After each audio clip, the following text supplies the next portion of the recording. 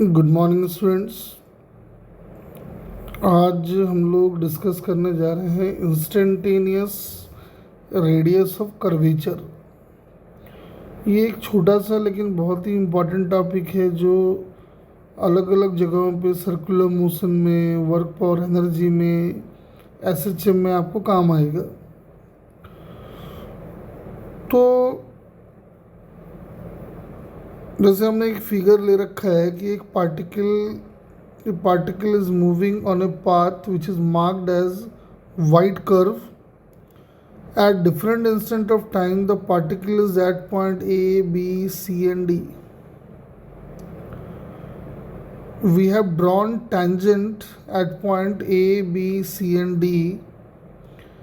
And if we choose a very small section of the curve which is followed by the particle, if we choose a very small section of the curve near the tangent, then that part must be belong to a circle, and that radius of the circle is called instantaneous radius of curvature. We are interested to find radius of curvature at different instant of time. The main concept behind the radius of curvature is, as we know, that An is equal to v square by r. So r can be written as v square by an. तो समझ में आ रहा है अपने को कि velocity तो tangent के अलोंग है और ए एन एक्सेशन का वो कंपोनेंट है जो वेलोसिटी के ठीक परपेंडिकुलर होगी। अगर अपना लोग आर वी और ये ए एन निकाल पाए तो हम कहीं पे भी रेडियस ऑफ कर्वेचर बड़े आसानी से कैलकुलेट कर सकते हैं। ठीक है, अब इसको समझने के लिए हम एक एग्जांपल लेते हैं। तो क्वेश्चन ये है कि एक प्रोजेक्टाइल को हमने प्रोजेक्ट किया है with velocity v not at an angle theta with the horizontal. तो अपने को रेडियस ऑफ कर्वेचर अलग अलग इंस्टेंट पे निकालना है। Eight the instant of projection क्या होगा, when velocity vector makes an angle alpha with the horizontal क्या होगा, मैक्सिमम हाइट पे क्या होगा, when velocity vector becomes perpendicular to initial direction of velocity क्या होगा, बाकी अदर इंस्टेंट पे रेडियस ऑफ कर्वेचर का बिहेवियर कैसा होगा। तो आओ इसको हम लोग जरा डिस्कस करते हैं।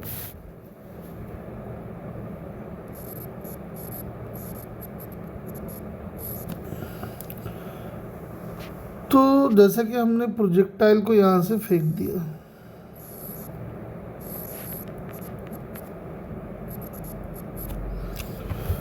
आपने प्रोजेक्टाइल को जैसे फेंका वी नॉट वेलोसिटी से थीटा एंगल बना के, तो प्रोजेक्टाइल कुछ इस तरह से गया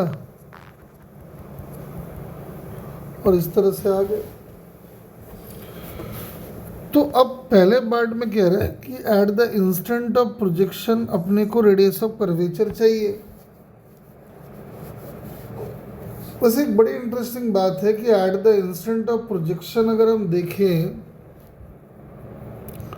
तो प्रोजेक्टाइल की जो टोटल एक्सलरेशन है, नेट एक्सलरेशन है, वो है जी, जो कि एक्ट करेगा नीचे की तरफ। हम जानना चाहते हैं कि इसमें ए टी कितना है और ए एन कितना है। तो हमने क्या किया, यहाँ पे एक सर्कल बना लेते हैं। तो हमने क्या किया, यहाँ पे हमने एक टेंजेंट डाल दिया है, मतलब वेलोसिटी को टेंजेंट मानते हुए एक सर्कल ड्रॉ कर लिया है। दिख रहा है ये सर्कल ऐसा, ठीक है। अब एक्सलरेशन जो नेट एक्सलरेशन है वो तो जी है, और अगर हम एक्सलरेशन का इधर वाला कंपोनेंट निकाल लें तो ये अपना टेंजेंशियल एक्सेशन बनेगा, और ये जब निकाल लेंगे तो ये अपना नॉर्मल एक्सेशन बन जाएगा। क्योंकि वेलोसिटी के परपेंडिकुलर वाला जो एक्सेशन होता है वो नॉर्मल एक्सेशन होता है। अब ये एंगल अगर थीटा है तो समझ में आता है कि ये एंगल थीटा होगा, और जी का इधर वाला कंपोनेंट आएगा जी कॉस थीटा, और ये आ जाएगा अपना जी साइन थीटा। ठीक है, तो आप देख भी सकते हो कि जो ए टी आ रहा है वो बेसिकली माइनस जी साइन थीटा है, ऑल्दो हमारा उसमें इंटरेस्ट नहीं है। और जो ए एन आ रहा है वो अपना आ रहा है जी कॉस थीटा, और जो अपना ए आ रहा है वो है जी। तो अगर eight the instant of projection आपको आर चाहिए तो हमें मालूम है ए एन की वैल्यू होती है we square by r, so r can be written as v square by A n. तो v की जगह पे हमने डाल दिया वी नॉट का स्क्वायर, और ए एन की जगह डाल दिया जी कॉस थीटा। तो eight the instant of projection जो रेडियस ऑफ कर्वेचर होगा वो ये निकल के आ जाएगा। सेकंड पार्ट में कहता है नहीं, हमें रेडियस ऑफ कर्वेचर तब बताना है when velocity vector makes an angle alpha with the horizontal where alpha is less than theta. इसका मतलब जब ये पार्टिकल यहाँ है वो तब की बात कर रहा है, तो वेलोसिटी तो टेंजेंट के अलोंग होगी। हम यहाँ की वेलोसिटी को बदल के कुछ v1 मान लेते हैं, और accordingly question this angle is alpha. तो पहले तो v1 निकालने के लिए हम कह सकते हैं कि प्रोजेक्टाइल की हॉरिजॉन्टल वेलोसिटी हमेशा ही कांस्टेंट रहती है, तो प्रोजेक्टाइल की हॉरिजॉन्टल वेलोसिटी को इक्वेट कर देते हैं। तो हम लिख पाएंगे कि v1 cos alpha must be equal to v not cos theta. तो यहाँ से अपना v1 निकल आएगा as v not cos theta by cos alpha. यानी अब हमारा मेन टारगेट है कि कैसे वहाँ का ए निकाला जाए। तो हम क्या करते हैं, वेलोसिटी को टेंजेंट मानते हुए उस पॉइंट पे एक सर्कल ड्रॉ कर देते हैं। तो सर्कल ड्रॉ करते ही आप देखोगे कि जो नेट एक्सलरेशन है प्रोजेक्टाइल का, तो वो तो किसी इंस्टेंट पे जी होना है, वो भी इधर। तो अपने को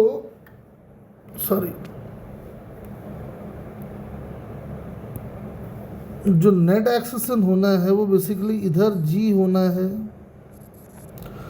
और अपने को जी का ये वाला कंपोनेंट चाहिए होगा। तो समझ में आता है कि ये एंगल अल्फ़ा है, तो ये एंगल 90 माइनस अल्फ़ा, और ये एंगल अल्फ़ा होगा।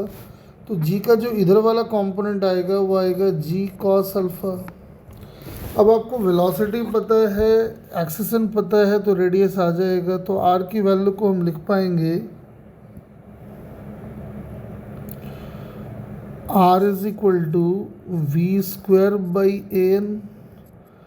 v की जगह डाल दिए v1, और v1 की वैल्यू है V not cos theta by cos alpha का whole square divided by N. N का मतलब आ गया G cos theta, G cos alpha. तो आप देख पाओगे ये आ जाएगा वी नॉट का square cos square theta by G cos cube alpha.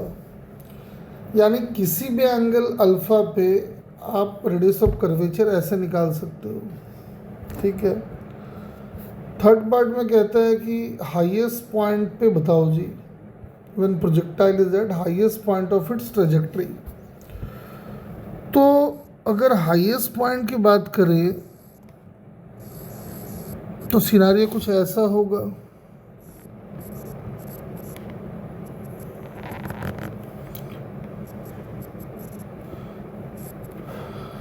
तो हाईएस्ट पॉइंट पे जो वेलोसिटी आएगी वो ऐसे होगी, और अगर हम उसको टेंजेंट मानते हुए एक सर्किल ड्रॉ कर लें, अगर उसको टेंजेंट मानते हुए सर्किल ड्रॉ कर रहे हैं तो समझ में आता है कि जो ए एन आएगा इस बार जो जी होगा इधर वही हमारा ए एन बन जाएगा, और अपने को हाईएस्ट पॉइंट की वेलोसिटी पता है,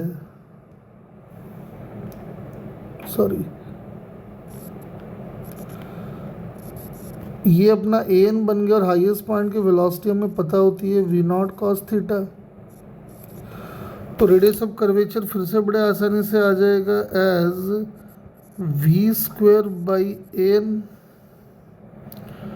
वैल्यूज ला के डाल देते हैं यहाँ पे। तो radius of curvature at highest point अगर निकालेंगे तो ये आ गया वी नॉट का स्क्वायर कॉस स्क्वायर थीटा और ए एन की जगह पे जी डाल दिए। अब एक इम्पॉर्टेंट डिस्कशन जो क्वेश्चन में नहीं दिया है लेकिन हम आपसे डिस्कस करना चाहते हैं, क्या, ध्यान से देखो। हमने रेडियस हाईएस्ट पॉइंट पे निकाल लिया है, यानी R at the highest point is V naught का square cos square theta by G, और R at any alpha is V naught का square cos square theta by G cos cube alpha. Means R alpha by R highest point can be calculated as 1 by cos cube alpha, यानी R at any alpha is R at highest point over cos cube alpha. अब आप ध्यान से देखो, starting में जब आप एकदम इनिशियल पॉइंट ऑफ प्रोजेक्शन पे होगे तो अल्फ़ा की वैल्यू ज़्यादा होगी, और जैसे जैसे आप हाईएस्ट पॉइंट की तरफ बढ़ेंगे तो अल्फ़ा की वैल्यू घटेगी। As the value of alpha decreases cos alpha increases, which means radius of curvature decreases. Means पूरे प्रोजेक्टाइल मोशन में हम ये कह सकते हैं कि in entire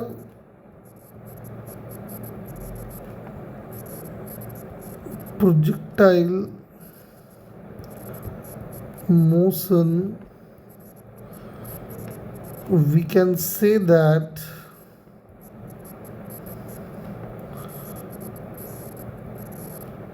radius of curvature of projectile first decreases and then increases। ये एक बड़ा इम्पॉर्टेंट रिजल्ट है, आप इसको ध्यान रखिए, ठीक है। आओ थोड़ा अगले पार्ट पे बढ़ें। In next part we have to calculate the radius of curvature at the instant when velocity vector becomes perpendicular to initial direction of velocity. Means ऐसा कुछ सिनेरियो बनेगा।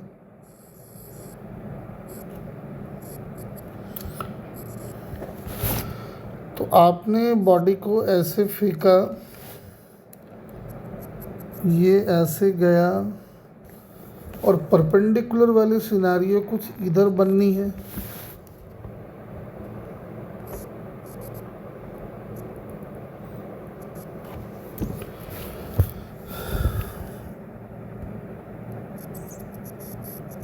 ठीक है, ये एंगल अगर अपना थीटा है तो ये एंगल भी थीटा होगा, और ये 90 है तो ये 90 माइनस थीटा, ये 90 माइनस थीटा।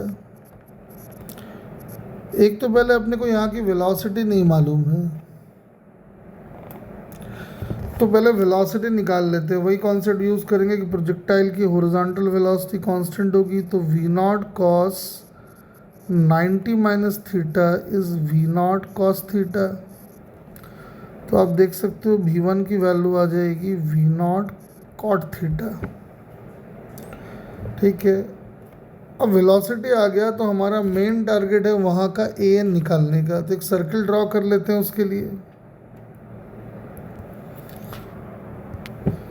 तो हमारा मेन टारगेट है वहाँ का एक्सिस निकालना, सेंट्रीपिटल वाला। तो समझ में आ रहा है कि जो नेट एक्सेलरेशन होगा वो होगा तो इधर ही। तो अपने को ये वाला कंपोनेंट चाहिए होगा जो कि टुवर्ड द सेंटर हो। तो ये एंगल अपना थीटा है, तो समझ में आ रहा है कि जो वेलोसिटी के अलॉन्ग आएगा वो जी कॉस थीटा होगा, और टुवर्ड द सेंटर जो आएगा वो जी साइन थीटा होगा। अब ए एन पता है अपने को और वेलोसिटी पता है, तो रेडियस ऑफ कर्वेचर दोबारा आ जाएगा। तो रेडियस ऑफ कर्वेचर की वैल्यू होनी है we square by A N, यानी वी नॉट का square cot square theta over G sine theta. ठीक है, तो ये सारे पार्ट थे। और ई पार्ट मैंने डिस्कस कर दिया है कि रेडियस ऑफ कर्वेचर जो है प्रोजेक्टाइल का पहले घटेगा, हाईएस्ट पॉइंट पे जाके मिनिमम होगा और फिर बढ़ना स्टार्ट होगा। तो ये एक अच्छा सा क्वेश्चन है जो कि मोस्टली हर बुक में आपको दिखाई देगा। ठीक है, अब इनके अलावा कुछ और भी क्वेश्चंस आते हैं, ठीक है ना, उनको भी हम डिस्कस करते हैं। तो देखिए, हम एक और प्रॉब्लम यहाँ पर डिस्कशन करना चाहते हैं कि एक पार्टिकल है जो एक पैराबोलिक पाथ में जा रहा है। तो कहता है बताओ कि उस पैराबोलिक पाथ का रेडियस ऑफ कर्वेचर ओरिजिन पे क्या होगा। वैसे एक पार्टिकल इलिप्टिकल पाथ फॉलो कर रहा है, तो हमें रेडियस ऑफ कर्वेचर पता करना है एट A0 एंड 0B पे। ठीक है, तो आइए देखिए हम सॉल्व करते हैं इसको।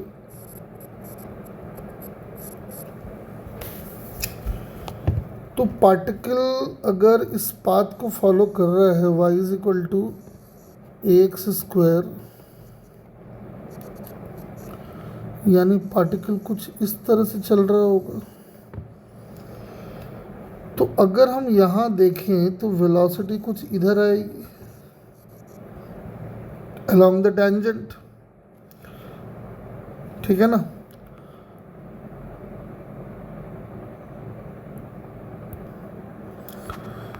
देखिए, तो हमने ओरिजिन पे वेलोसिटी को टेंजेंट मानते हुए एक सर्कल ड्रॉ कर दिया है। तो सर्कल अगर ड्रॉ कर दिया है और वेलोसिटी अपने को पता है कि इधर होगी, मतलब अगर हम इस डायरेक्शन का एक्सेलरेशन निकाल लें, ये वाला ए वाई निकाल ले, तो अपना काम बन जाएगा और ये वी एक्स हो गया एक तरह से। तो देखते हैं कैसे आएगा ये। अपने को इक्वेशन दिया हुआ है y इज इक्वल टू, ठीक है, तो हम क्या करते हैं, पहले एक बार इसको x के टाइम के रेस्पेक्ट में डिफरेंशिएट कर देते हैं। तो ये आ जाएगा dy by d t is equal to 2x, और साथ में एक आ जाएगा dx बाई डी टी, और dx by d t is basically vx and dy by d t is basically vy। हम इसको फिर से एक बार टाइम के रेस्पेक्ट में डिफरेंशिएट करते हैं। तो ये अपना आ जाएगा ay, और x भी वेरिएबल है और vx भी वेरिएबल है, तो प्रोडक्ट रूल से करना होगा काम।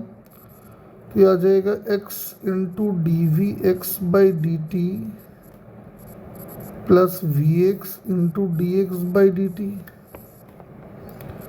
यानी ये बन जाएगा इतना, ये बन जाएगा ऐसा, और ये आ जाएगा ऐसा। लेकिन अभी जो हम कैलकुलेशन कर रहे हैं, हम ओरिजिन पे कर रहे हैं। तो ओरिजिन पे कर रहे हैं तो x की वैल्यू 0 हो गई, तो ये टर्म अपना 0 हो गया, यानी ए वाई की वैल्यू ओरिजिन पे आ गई 2a(vx) का स्क्वायर।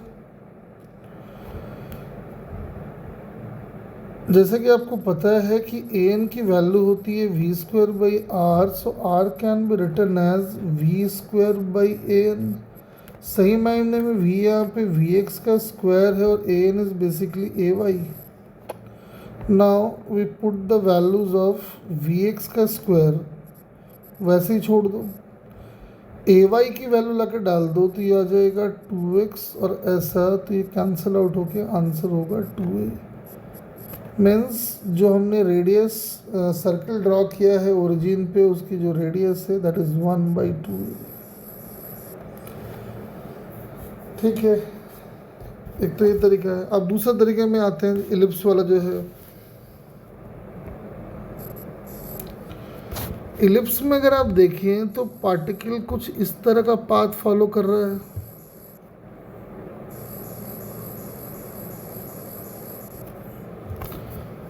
इसके कोऑर्डिनेट्स आपको पता ही है।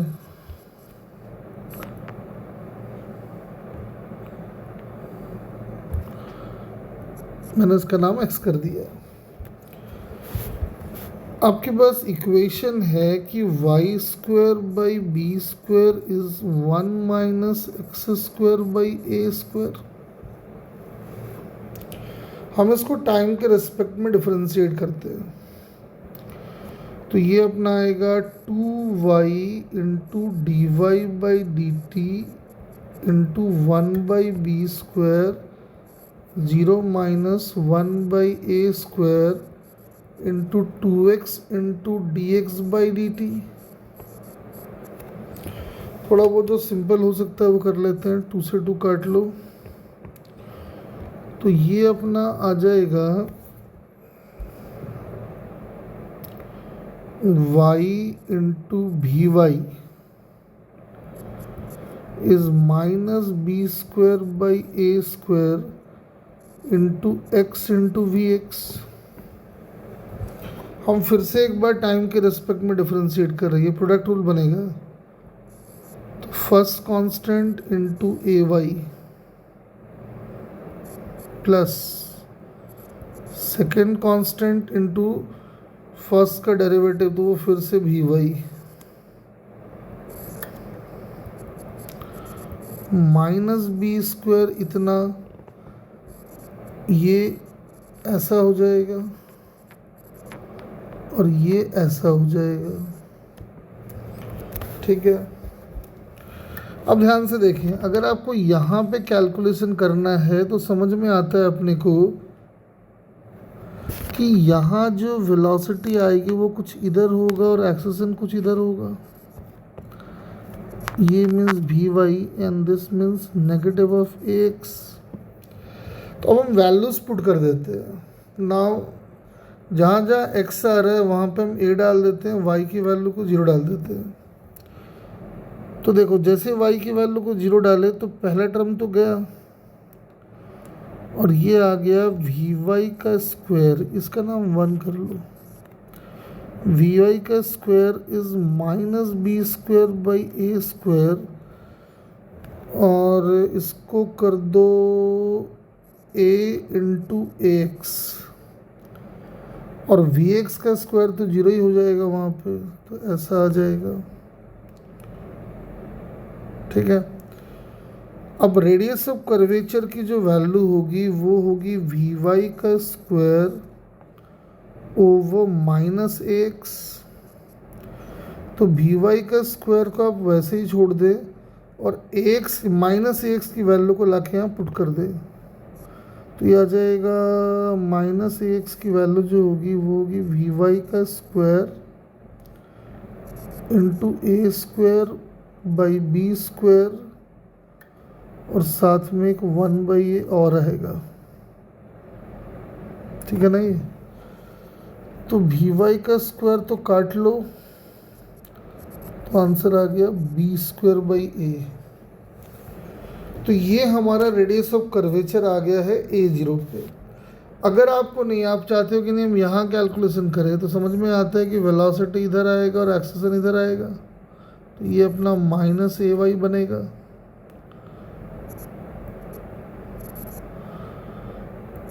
ठीक है ना, देखते हैं क्या आता है। अब फर्स्ट इक्वेशन में दोबारा क्या करते हैं हम लोग, y की वैल्यू x की वैल्यू 0 डाल देते हैं। x की वैल्यू 0 डालोगे तो ये वाला टर्म जाएगा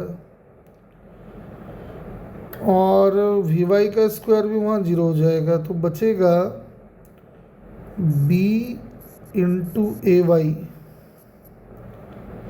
is equal to minus B square by A square, और ये x इंटू एक्स तो 0 हो जाएगा, x कोऑर्डिनेट 0 है वहाँ का, और ये हो जाएगा वी एक्स का स्क्वायर। तो आप देख सकते हो कि r की वैल्यू जो आनी है वो आनी है फिर से वी एक्स का square over minus of a y. तो वी एक्स का स्क्वायर को वैसे ही छोड़ दें आप, और minus of a y a y की वैल्यू को लाके डाल दें, तो ए वाई की वैल्यू जो होगी वो होगी b by A square into we x का स्क्वायर। आंसर आ जाएगा ए स्क्वायर बाई बी। ठीक है। अब नॉर्मली कुछ लोग क्या करते हैं, इन ग्राफ वाले ट्रेजेक्ट्री को निकालने के लिए हायर क्लासेस में एक फॉर्मूला होता है, ठीक है, उसका भी यूज़ करके हम लोग कभी कभी बड़े आसानी से कैलकुलेशन कर लेते हैं। ऑल्दो वो हमारे सिलेबस में नहीं है, लेकिन वो काम का इक्वेशन कभी कभी हो जाता है। वैसे तो कोई ज़रूरत नहीं है, लेकिन अब ध्यान रखें तो अच्छी बात है। ठीक है, वैसे तो ये मैथमेटिक्स का फॉर्मूला है। तो हमने एक कोई भी आर्बिट्री कर्व पकड़ लिया है और उस पे हमने यहाँ पे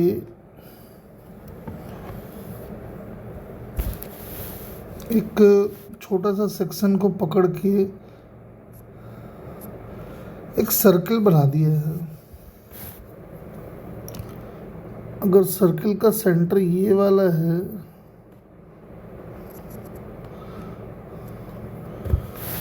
तो हम ये मान सकते हैं कि ये वाला जो एंगल है वो बहुत छोटा एंगल डी थीटा है। ठीक है, और ये जो छोटा सा लेंथ है इसका नाम रखा है हमने डी एस।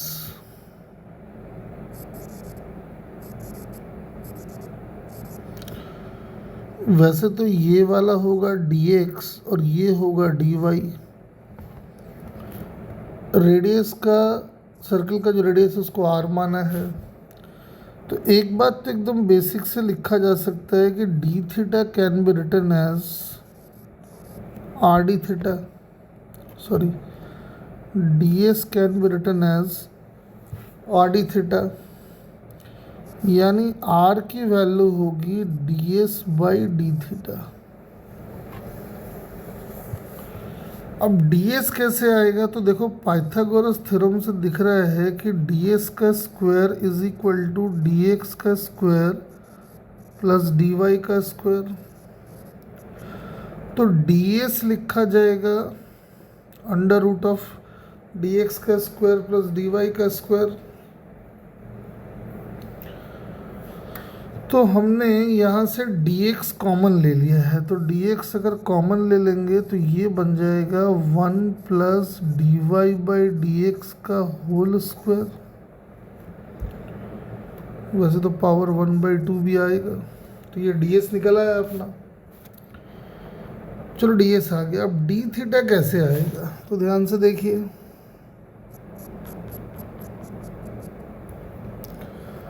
अगर हम टेंजेंट डाल दें यहाँ पे,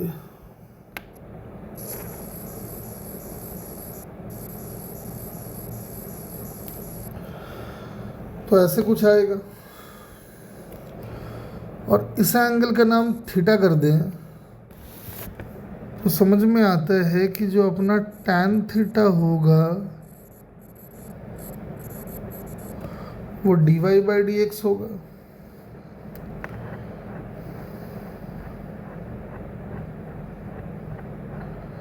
ठीक है, tan थीटा की value d y by d x के बराबर होगी।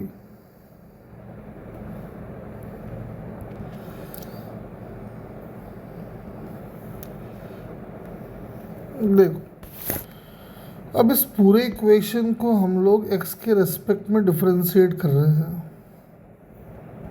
क्या आएगा, तो हम इसको लिख देते हैं derivative of tan theta with respect to theta into d theta by d x. तो ये तो बन जाएगा d two y by d x square, और ये अपना हो गया second square theta into d theta by d x.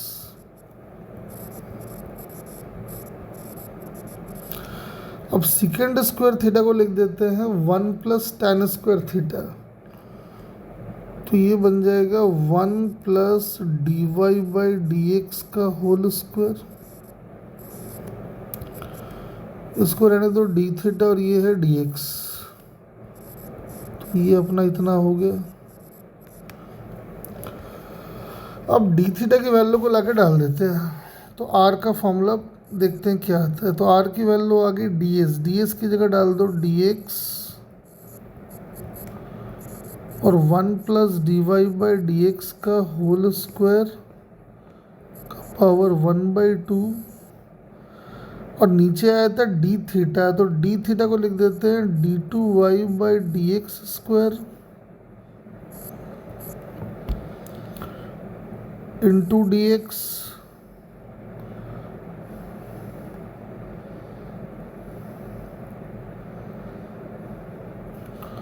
और नीचे और आ जाएगा 1 + dy/dx का होल स्क्वायर।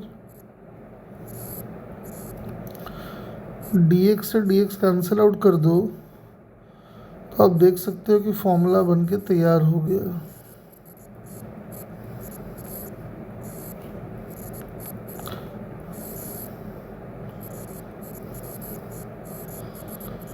क्योंकि रेडियस ऑफ कर्वेचर है तो ये हमेशा पॉजिटिव रहना है, तो इसको मॉड ले लेते हैं।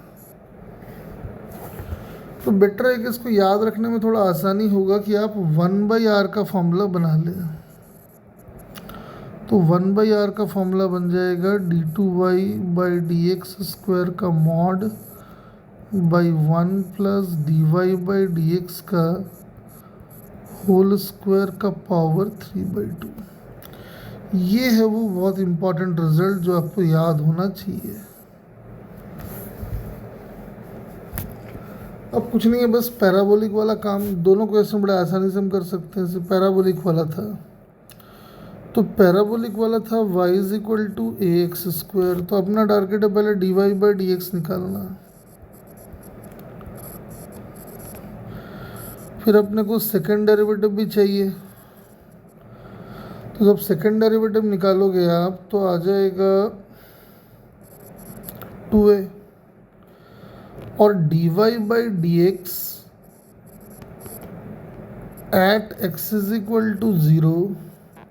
0 सब ला के डाल दो, तो ओरिजिन पे जो रेडियस ऑफ कर्वेचर होगा उसका रेसिप्रोकल आएगा 2a/1 + 0, that is r = 2a। अब देख सकते हो वहाँ भी यही आंसर आया था। अब जरा इलिप्स वाले को देख लेते हैं। इलिप्स वाले में y²/b² इज 1 - x²/a²। ठीक है ना, तो पहले डिफरेंशिएट करते हैं। तो 2y × dy/dx × 1/b², ऐसा इंटू ऐसा, से 2 को काट लो और यहाँ से निकाल लो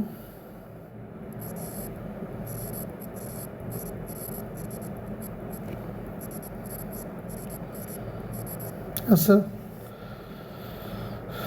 तो y को भी उधर ही ले जाओ, ऐसे ही रहना दो। इसको फिर से एक बार डिफरेंशिएट कर दो x के रिस्पेक्ट में, तो ये आ जाएगा y × d2y/dx² plus dy/dx × dy/dx × 1। ठीक है,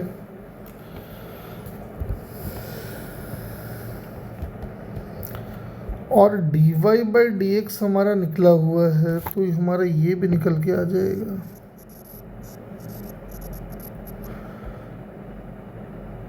तो ये अपना आ जाएगा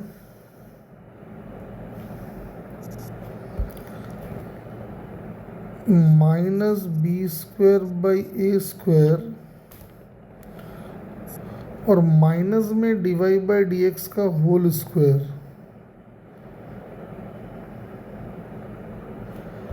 तो d y by d x का होल स्क्वायर करोगे तो आएगा b4 a4 x square Y square. ठीक है।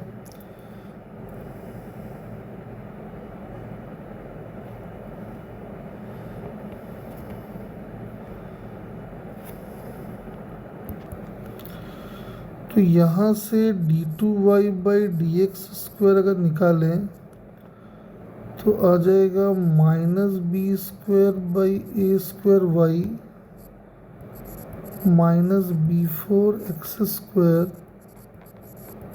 ऐसा इसमें क्या करते हैं हम लोग, a² से मल्टीप्लाई डिवाइड कर लेते हैं और ये वाला y³ हो गया ना, इसको भी ऐसा कर ले, y³ कर देते हैं और ऊपर मल्टीप्लाई कर देते हैं। तो ये आ गया -1/a4 y³, ऊपर आ गया a² b² y² plus b4 x²।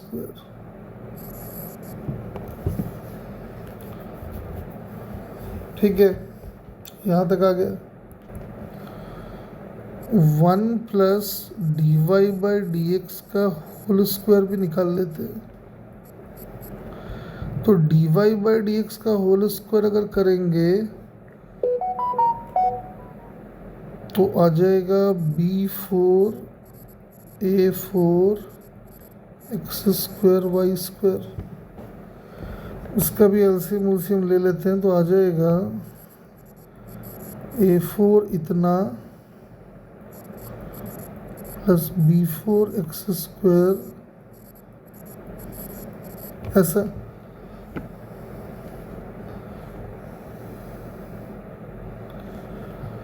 अब इसका पावर 3/2 भी लेना पड़ेगा, इसका power 3/2 low.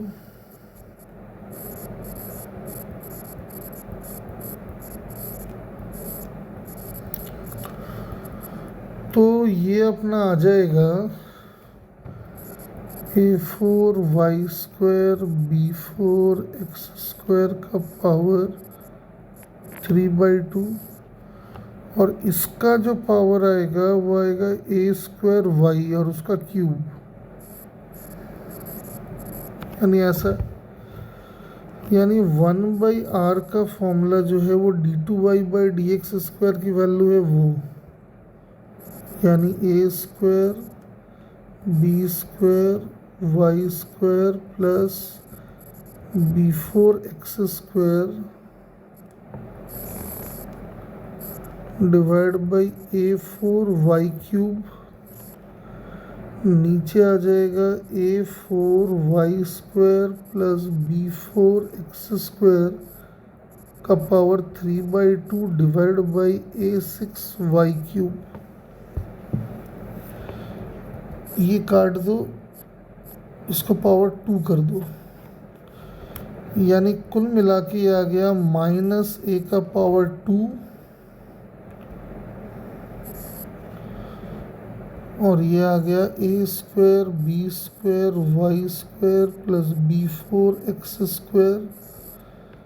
By a4 y² plus b4 x² का पावर 3/2। अब इसमें हम a0 पुट करके देखते हैं क्या होता है। a और 0, तो ये टर्म तो गया और ये टर्म भी गया, तो बचा क्या क्या, -a² b4 a², ये वाला जो आएगा b4 मतलब b² a, तो b का पावर 6 और a का power 3।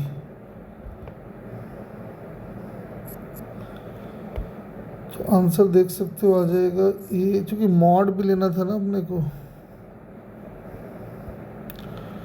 d2y by d x का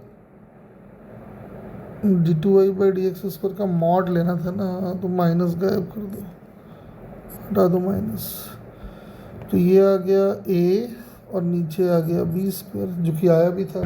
हाँ, वो एक अलग बात है कि इस तरीके से कैलकुलेशन बहुत लेंदी हो गया इलिप्स वाले में, लेकिन जब हमने पैराबोला वाला कैलकुलेट किया तो बड़ा आसान हो गया।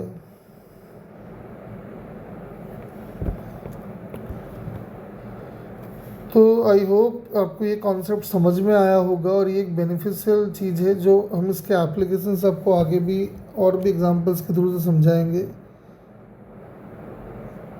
ठीक है, तो आप इसको समझें, और कोई भी आपको डाउट हो तो कमेंट बॉक्स में मुझे लिख के बताएं।